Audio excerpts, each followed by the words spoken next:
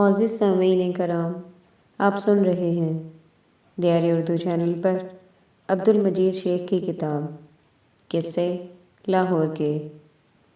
Sub heading rail کی ایک مقدس پٹری کے ساتھ ساتھ پیدل چلتے ہوئے۔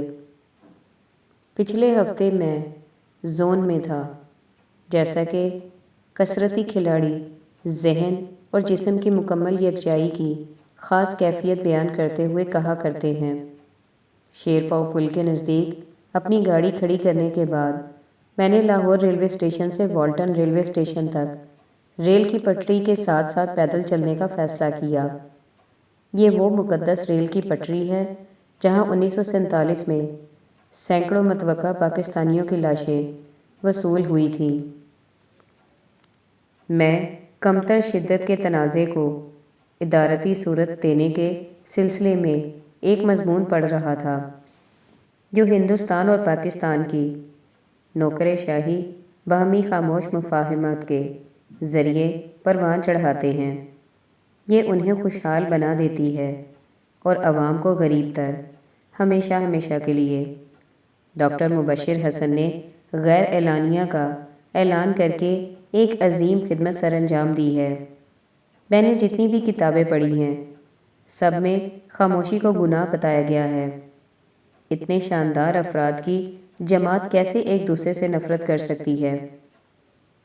ان خیالات میں مگن میں پیدل چل رہا تھا، اس بات پر حیران ہوتا ہوا کہ ان ریل کی پٹریوں اور برصغیر میں پھیلے ہوئے سینکڑوں ریلوے اسٹیشنوں کی تعمیر اور ریل گاڑیاں اور ان کے انجن اور ان لوگوں کو جنہوں نے انہیں بنایا کس قدر محنت کرنا پڑی ہوگی۔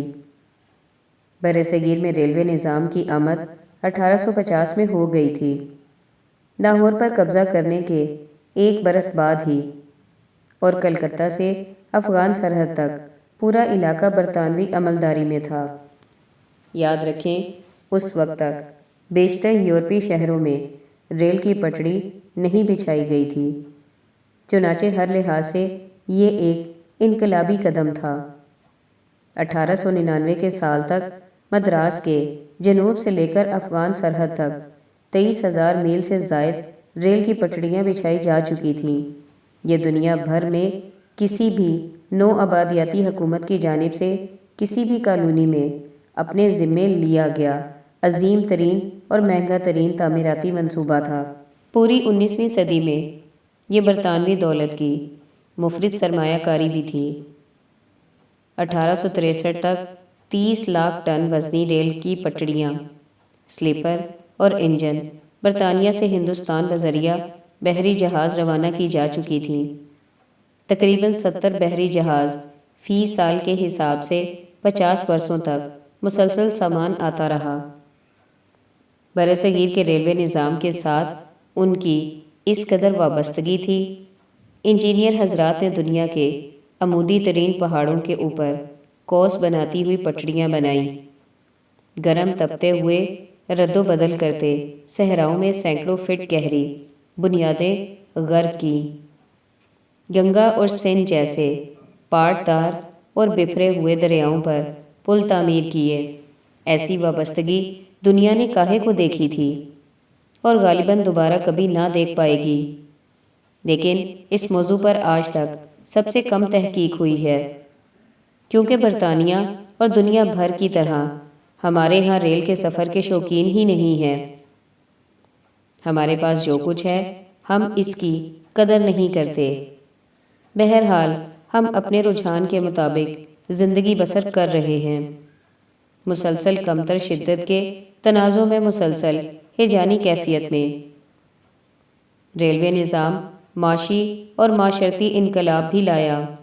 جب سفر کا وقت کم ہو گیا تو محصل حرکت پذیری نے معاشی ترقی میں اضافہ کر دیا، جو ایسی حرکت پذیری کیا کرتی ہے۔ حرکت پذیری اپنے ساتھ یہ احساس بھی لائی کہ برصغیر ایک متحدہ جم غفیر ہے۔ ستم ظریفی کی بات یہ ہے کہ ایک صدی بعد اسی ریلوے نظام نے برصغیر کی ناقابل تلافی تقسیم کو ممکن بنایا۔ ہندوستان کی تقسیم کے نتیجے میں انسانی تاریخ کی سب سے بڑی ہجرت اور نقل مکانی عمل میں آئی۔ 1,20,00,000 سے زائد نفوس نے اپنے گھروں اور ملکوں دونوں ہی کا باہمی تبادلہ کیا۔ 1,20,00,000 افراد نے اپنے آباء و اجداد کے ملک سے اپنے آپ کو زبردستی جدا کر لیا۔ ہزاروں برس کے مضبوط بندھن کو توڑنے، جو ہمارے جنین کا بھی حصہ بن چکا تھا، کا عمل اب بھی تازہ زخم کی طرح ہے۔ ریلوے نظام نے ان نقل مکانی کرنے والوں کے متعدد حصے کو آمد و رفت کا بندوبست فراہم کیا، اور اس عمل میں محض 100 ایام کے عرصے میں 10 لاکھ سے زائد افراد اپنی عزتیں اور جانیں گنوا بیٹھے۔ اس سے قبل اور امید واسق ہے کہ آئندہ کبھی بھی نہیں نوع انسانی نے ایسا ذبیح پہلے نہیں دیکھا تھا، اور لاہور چھاؤنی اور والٹن کے ریلوے اسٹیشنوں کے درمیان بچھی ریل کی پٹڑی اس ذبیح کی جیتی جاگتی شہادت ہے، جس کے بارے میں بات کرتے ہوئے آج بھی لوگ خائف ہو جاتے ہیں۔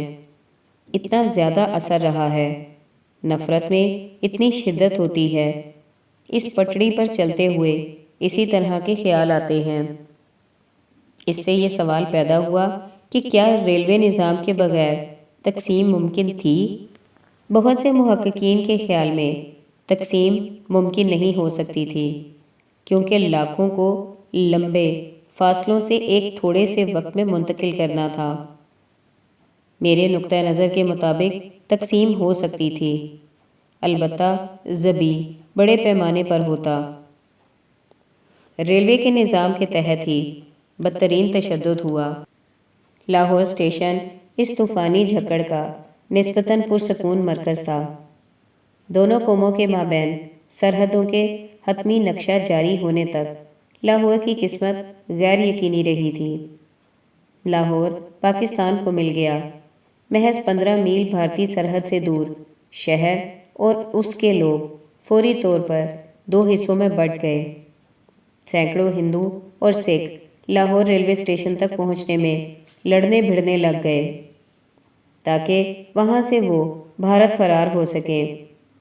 اس دوران جنوب سے ہزاروں مسلمانوں کے لیے ان کے نئے وطن میں ٹرین پر ٹرین پہنچنے لگی۔ لاہور ریلوے اسٹیشن ایک میدان جنگ کی صورت اختیار کر گیا۔ یہی بدترین ذبیح ہوا۔ آزادی کی رات لاہور میں آخری انگریز اہلکار اسٹیشن پر پہنچ گئے۔ انہیں آتش زدہ گلیوں میں سے اپنی راہ نکالنا پڑی۔ ان میں سے بہت سی گلیاں فسادات کی لاشوں سے اٹی پڑی تھیں۔ پلیٹ فارموں پر انہوں نے دیکھا کہ ریلوے کے ملازمین سنگ دلی سے خون کے جوہڑوں کو پانی کی دھار سے صاف کر رہے تھے، اور لاشوں کے ڈھیر کو سامان لے جانے والے ٹھیلوں میں ڈال کر اجتماعی قبروں میں دفنانے کے لیے لے کر جا رہے تھے۔ چند لمحے پیشتر ہی مایوس ہندوؤں کے ایک آخری گروہ کا، جو خاموشی سے بیٹھے بامبے ایکسپریس کا انتظار کر رہے تھے، کہ بلوائیوں کے ایک جتھے نے قتل عام کر دیا تھا۔ مرحوم خواجہ بلال اگست 1947 میں لاہور کے اسٹیشن ماسٹر کی ناقابل رشک نوکری کر رہے تھے۔ ان کا یہ بیان اخباروں میں چھپا تھا کہ میں 14 اگست کو ڈیوٹی پر تھا۔ ہم نے ایک اعلان سنا کہ تقسیم ہو گئی ہے۔ اس کے فوراً بعد قتل و غارت شروع ہو گیا، ذبیح شروع ہو گیا۔ برطانوی سپاہیوں کی موجودگی کے باوجود سینکڑوں افراد کو پلیٹ فارموں پر، پلوں پر، ٹکٹ گھر، ہال کمروں میں قتل کیا جا رہا تھا۔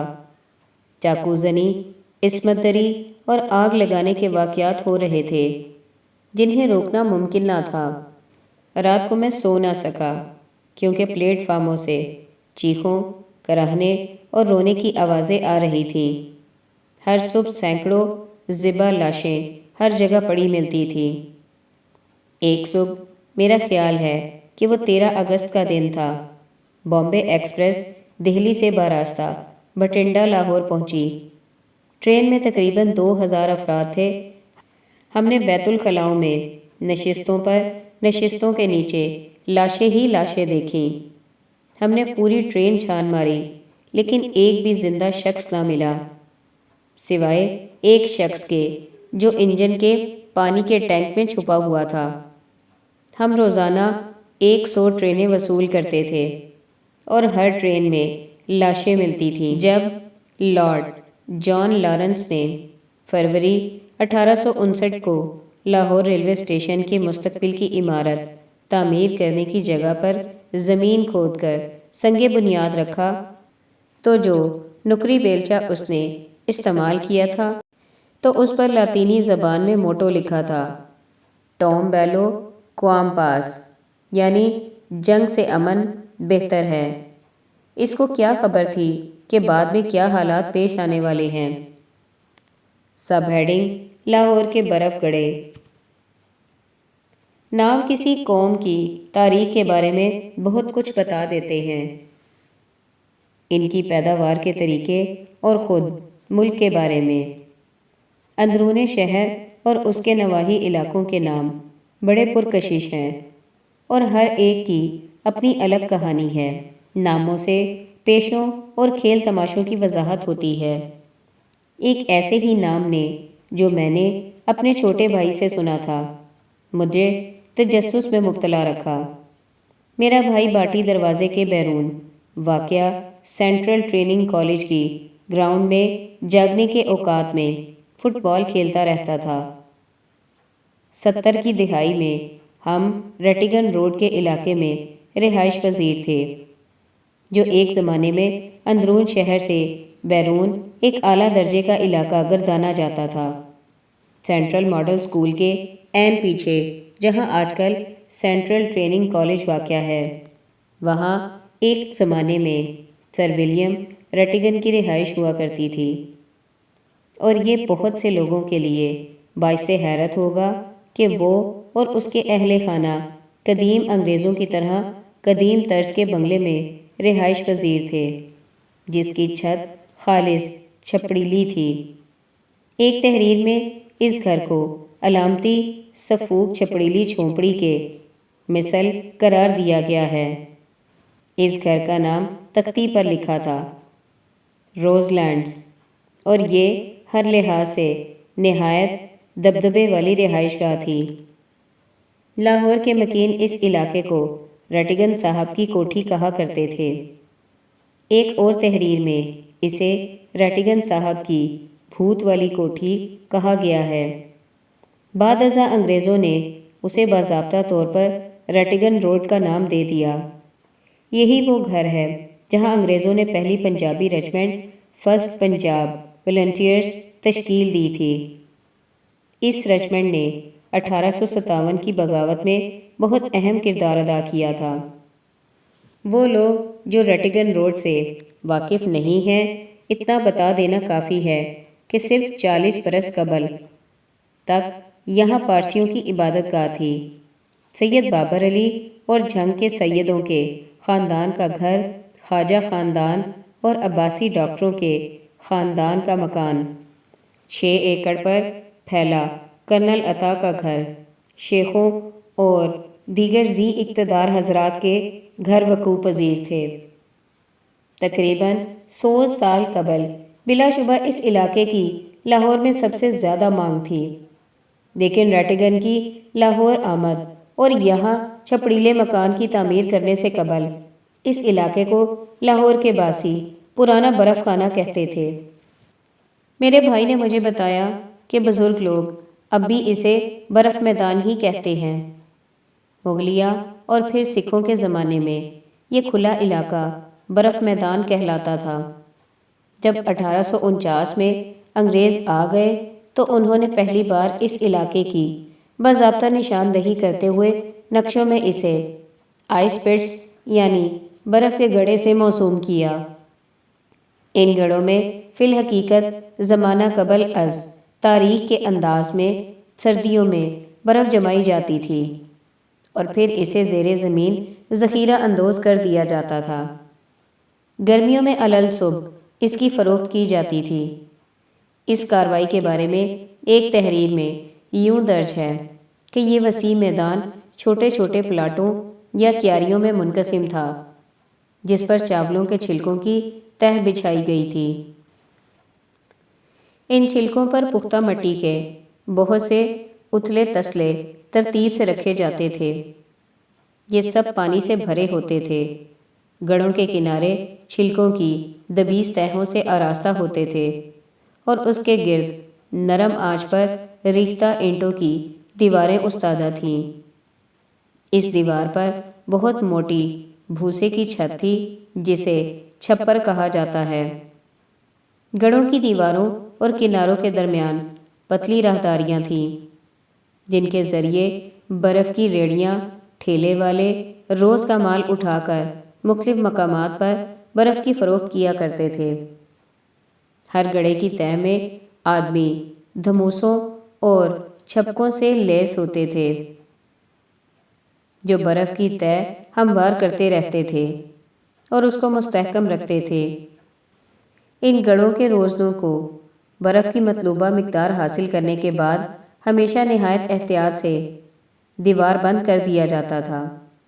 ان برف کے گڑھوں کو افرادی قوت مہیا کرنے اور دیکھ بھال کرنے والے بہت سے غریب خاندانوں نے داتا صاحب کے مزار کے عین مشرق میں ایک کچی آبادی قائم کی ہوئی تھی۔ ان گھروں میں اب پٹھان رہتے ہیں جو اب لاہور میں آباد ہو چکے ہیں۔ اس سے تھوڑے سے فاصلے پر خواجہ سراؤں کی مشہور کالونی ہے جو اپنے آپ کو قبیلہ کہتے ہیں۔ موہنی روڈ اور ریٹیگن روڈ کے رہائشیوں نے ہمیشہ اس جگہ کو غیر جانبدار منطقہ کہا ہے۔ اس کالونی میں لاہور کے خواجہ سراؤں کے چنیدہ بادشاہ کی رہائش ہے، لیکن یہ دوسری کہانی ہے۔ برف کے گڑھوں والے خاندانوں میں سے ہر ایک کو بہت سے گڑھے تفویض کر دیے جاتے تھے۔ ان کے فرائض میں شامل تھا کہ وہ ان اتھلے مٹی کے برتنوں کو ابلے ہوئے صاف پانی سے بھریں، جمی ہوئی برف کو اکٹھا کر کے گڑھوں تک لے جائیں جو زمین میں کھودے ہوئے ہوتے تھے۔ پھر ہر خاندان کو گرمیوں کے موسم کی آمد سے پیشتر ایک مقررہ حد تک برف جمع کرنا ہوتی تھی تاکہ وہ پورے موسم گرما کے لیے کفایت کرے۔ اس طرح ریٹیگن روڈ کے برف میدان سے لاہور کے مکینوں کو برف مہیا کی جاتی تھی۔ انگریزوں نے بھی جیل روڈ پر واقع نئی تعمیر شدہ سینٹرل جیل میں ایک اور برف کے گڑھوں والا مرکز بنا لیا تھا۔ پورا شاہ جمال اور شادمان کا علاقہ پرانی سینٹرل جیل پر مشتمل تھا۔ یہاں گڑھوں کی نئی سیریز بنائی گئی جہاں سے لاہور چھاؤنی اور انگریزی فوج کو موسم گرما کے دوران برف مہیا کی جاتی تھی۔ چونکہ اس علاقے کا پانی ریٹیگن روڈ سے برتر معیار کا سمجھا جاتا تھا، اس لیے جیل والی برف ریٹیگن والی برف سے تھوڑی مہنگی فروخت ہوتی تھی۔ اس زمانے میں جب لاہور میں پے در پے ہیضے کے وبائی مرض کی یلغار ہوتی رہی تو یورپی آبادی صرف جیل والی برف کا استعمال کرتی تھی۔ جب یہ وبائی مرض زوروں پر تھے تو یورپ والوں کے لیے اس برف کے خصوصی پرمٹ جاری کیے جاتے تھے۔ عملاً ہر لحاظ سے ماقبل تاریخ کی برف کے گڑھوں والی ٹیکنالوجی اس وقت ختم ہو گئی جب 1879 میں ریٹیگن روڈ پر بجلی سے چلنے والا برف کا کارخانہ لگ گیا۔ پہلی بار سارا سال برف بہت زیادہ تعداد میں دستیاب ہونے لگی۔ اس سے عام لوگوں کو گرمیوں میں کلفیاں کھانے کا مزہ بھی حاصل ہو گیا۔ اس سے پیشتر صرف امیر لوگ ہی اس لطف سے فائدہ اٹھاتے تھے۔ باوجود یہ کہ لاہور کے برف کے گڑھے 18ویں صدی کے اواخر تک ختم ہو گئے تھے، لیکن آج بھی چند بزرگ لوگ اس خطۂ زمین کو جہاں یہ گڑھے ہوا کرتے تھے برف کے میدان کہتے ہیں۔ ہمارا خیال ہے کہ چند برس کے بعد یہ نام بھی ختم ہو جائے گا۔ آج کل اس جگہ تیراکی کا تالاب اور چند برگد کے بہت ہی قدیمی درخت ہیں۔ اپنی جوانی میں ہم نے بہت سی شامیں یہاں شاعری پر بحث کرتے گزاری۔ بے شمار ناقابل بیان تفریحی مشاغل کا تو ذکر ہی نہ کریں۔ سب ہیڈنگ جی پی او کا پرانا گھنٹہ۔ اگر آپ لاہور کے جنرل پوسٹ آفس جی پی او میں صدر دروازے سے داخل ہوں تو جو راستہ لکڑی کے ایک بہت بڑے زینے کی طرف جاتا ہے اس کی ڈیوڑی میں آپ کو پیتل کا ایک بہت بڑا گھنٹا پڑا دکھائی دے گا، جس پر 1860 کی تاریخ کندہ ہے۔ اس تاریخی گھنٹی کو بطور اطلاعی گھنٹا اس وقت بجایا جاتا تھا جب غیر ملکی ڈاک لے کر سرکاری بیل گاڑی لاہور پہنچتی تھی۔ ایسٹ انڈیا کمپنی کے زمانے میں لاہور میں، جو ان دنوں پرانی انارکلی میں بستا تھا، جان پڑ جاتی تھی، اور اس روز ہر کوئی یہی سوال کرتا، کیا آپ کے نام کوئی شے وصول ہوئی ہے؟ یہ گھنٹا ہفتے میں 2 بار بجتا تھا، ایک بار اس وقت جب ڈاک پہنچتی اور دوسری بار لاہور سے غیر ملکی ڈاک روانہ ہونے سے 1 گھنٹہ قبل۔ دوسری صورت میں لوگ اپنے خطوط کی ترسیل کے لیے دوڑ لگا دیتے۔ لاہور اور اس کے ڈاک خانے کی تاریخ بہت پرانی ہے، اگرچہ اس میں کوئی شک نہیں کہ انگریزوں نے تقریباً 200 برس کے انتشار کے بعد اس کا سائنسی طریق سے بندوبست کیا۔ افسوس کی بات یہ ہے کہ اس کہانی کو کبھی بیان نہیں کیا گیا، اور نہ ہی محکمہ ڈاک نے اسے سنانے کی زحمت کی ہے۔ اس خدمت کا پہلا ذکر معلوم دنیا میں 2000 قبل مسیح مصریوں کے مابین ڈاک کے نظام کے حوالوں میں ملتا ہے۔ چین میں ڈاک کا نظام چوما خاندان 111 تا 255 قبل مسیح کے دور میں رائج تھا۔ چین میں ڈاک کا نظام چو خاندان 111 تا 255 قبل مسیح کے دور میں رائج تھا۔ 6 صدی عیسوی کے آخر میں کنفیوش کا حوالہ ملتا ہے کہ یہ محکمہ پہلے ہی سے اپنی کارکردگی میں مشہور تھا۔ نیکی کا اثر محکمہ ڈاک کے ذریعے شاہی فرمان کی ترسیل سے تیز تر ہوتا ہے۔ 1505 میں یورپ میں ڈاک اور اخبار کی ترسیل کے لیے 20,000 ملازمین پر مشتمل turn and taxi postal system, ایک مربوط نظام، نجی ملکیت میں کام کر رہا تھا۔ چنانچہ محکمہ ڈاک کوئی نیا تصور نہیں ہے۔ راجہ جے پال کے دور میں لاہور میں بھی ایک ایسے ہی نظام کے حوالے ملتے ہیں۔ جب ابھی محمود غزنوی شہر پر حملہ آور نہیں ہوا تھا، اس کے حملے اور ماہ بعد حملوں نے ڈاک کے نظام کی تقسیم کو کئی برسوں تک انتشار کا شکار بنائے رکھا۔ برصغیر میں 1296 میں علاؤالدین خلجی کے عہد حکومت میں پیغامات کی ترسیل کا نظام رائج تھا، لیکن جدید محکمہ ڈاک، جس سے ہم آج کل روشناس ہیں، کے قیام کی داد شیر شاہ سوری کو ملنی چاہیے، جس نے اپنے محض 5 سالہ مختصر دور حکومت کے دوران محکمہ ڈاک کے استعمال کے لیے بنگال سے لے کر پشاور تک 2000 میل لمبی سڑک تعمیر کرائی، اور پوری دنیا میں یہی فی الحقیقت مشہور زمانہ پونی ایکسپریس کی تشکیل ہوئی، جس کی بعد ازاں دنیا بھر میں نقل کی گئی۔ اس نے 1700 سرائیں اور ڈاک گھوڑا چوکیاں تعمیر کرائیں جہاں گھوڑوں کو تبدیل کیا جاتا تھا۔ وہ 22 مئی 1545 کو انتقال کر گیا۔ بعد میں آنے والے ہندوستان کے حکمران اس کے نظام ڈاک کو مزید بہتر بناتے رہے۔ ان سراؤں میں سے تقریباً 492 موجودہ پاکستان کے علاقوں میں وجود پذیر تھیں۔ لاہور میں صرف ایک سرائے تھی جو شالامار باغ کے مشرق میں واقع تھی۔ یہ مینا سنگھ کی سرائے کہلاتی تھی۔ حتیٰ کہ اس زمانے کے گھوڑوں کی ناندیں بھی قائم ہیں جنہیں اب بھینسیں استعمال کرتی ہیں۔ میں نے پاکستانی پنجاب کی دیگر تقریباً 300 سراؤں کی تلاش نہیں کی، لیکن محکمہ ڈاک تو اس موضوع پر تحقیق کر سکتا ہے اگر وہ ایسا کرنا چاہے تو۔ مہاراجہ رنجیت سنگھ کے راج میں محکمہ ڈاک کو بحال کیا گیا، اور قلعہ لاہور میں جہاں مہاراجہ رہائش پذیر تھا، ڈاک کی چھاونی کا دفتر بنایا گیا تھا۔ مہاراجہ رنجیت سنگھ کے راج میں محکمہ ڈاک کو بحال کیا گیا، اور قلعہ لاہور میں جہاں مہاراجہ رہائش پذیر تھا، ڈاک کی چھانٹی کا دفتر بنایا گیا۔ ہر خط کو کھول کر پڑھا جاتا تھا تاکہ ہر قسم کی اطلاع کا پتہ چل سکے۔ اس کے بعد ہر کاروں کے ذریعے جن کے دفاتر اندرون شہر کے 12 دروازوں پر قائم تھے ڈاک کی تقسیم کی جاتی تھی۔ شہر میں لوگوں نے کہنا شروع کر دیا، لکھن دی بھول نہ کرنا، لکھنے کی بھول نہ کریں۔ یہ عقل مندی انگریزوں کے دور حکومت تک جاری رہی۔ آج بھی پنجاب پولیس کی اسپیشل برانچ کا ایک دفتر کلا میں کام کر رہا ہے۔ ابلاغ عامہ ریاست کے لیے ہمیشہ خدشے کا باعث رہا ہے، جبکہ معاشرے کے لیے یہ نعمت ہوتا ہے۔ چنانچہ محکمہ ڈاک پولیس کا پیشہ ورانہ فریضہ بن کر رہ گیا تھا۔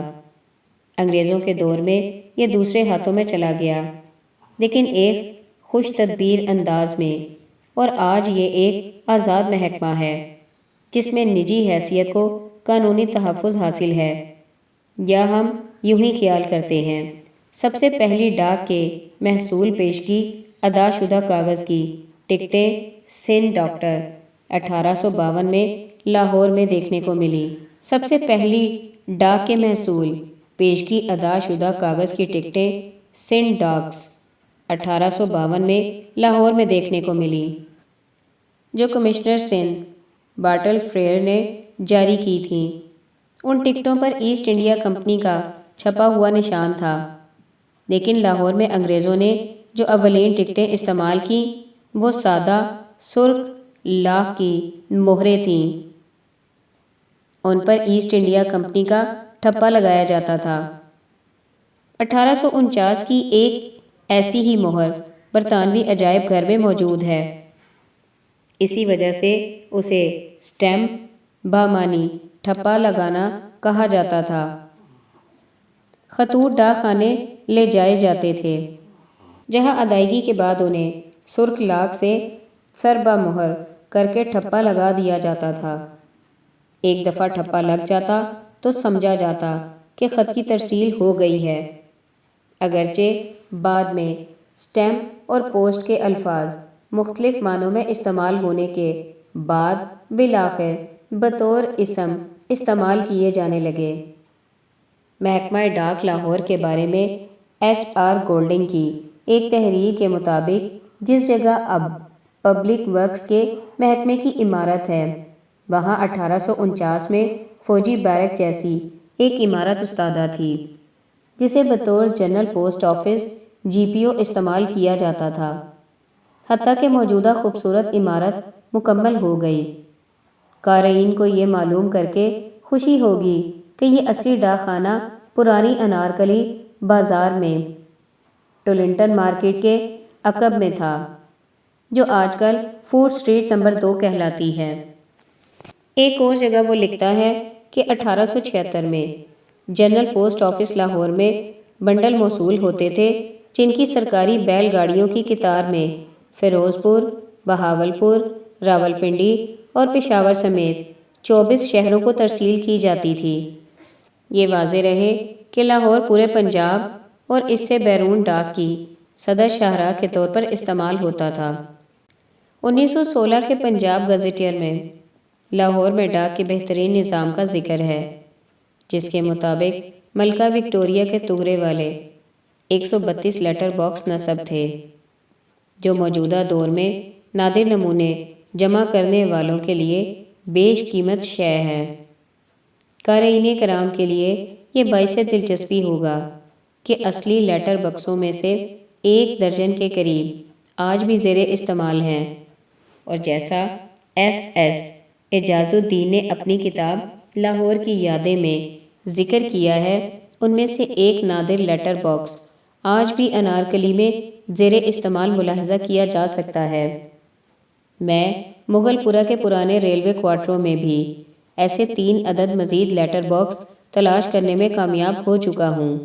جب انگریزوں نے اچھی طرح قدم جما لیے اور اپنی چھاؤنی موجودہ میاں میر کے علاقے میں منتقل کر لی تو معمولات میں تھوڑا سا رد و بدل کیا گیا۔ 1916 کے پنجاب گزیٹئر صفحہ 169 میں لکھا ہے، ریلوے اسٹیشن سے ڈاک گھوڑے جوتے چھکڑوں کے ذریعے لائی اور لے جائی جاتی تھی۔ جی پی او پر 2 جھنڈے لہرائے جاتے ہیں، ایک سرخ رنگ کا جو یہ ظاہر کرتا ہے کہ بیرون ملک ڈاک کی ترسیل کا اشارہ بمبئی سے موصول ہو چکا ہے اور ڈاک لاہور پہنچنے والی ہے۔ دوسرا شاہی ڈاک کا جھنڈا سفید رنگ جو لاہور سے غیر ملکی ڈاک کی روانگی کا دن ظاہر کرتا ہے۔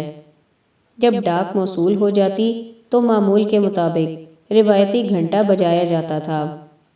وقت گزرنے کے ساتھ ساتھ یہ محض رسمی گھنٹا بن کر رہ گیا تھا۔ 1950 کے کسی وقت جب ریلوے کا نظام مستحکم ہو چکا تھا اور روزانہ 2 سے 3 بار ڈاک کی ترسیل ہونے لگی تو یہ گھنٹا خاموش ہو گیا۔ آج لاہور شہر کے شور شرابے میں یہ گھنٹا چپ ہے، اس روایت کی تصدیق میں جو غالباً اتنی ہی پرانی ہے جتنا ہمارا شہر۔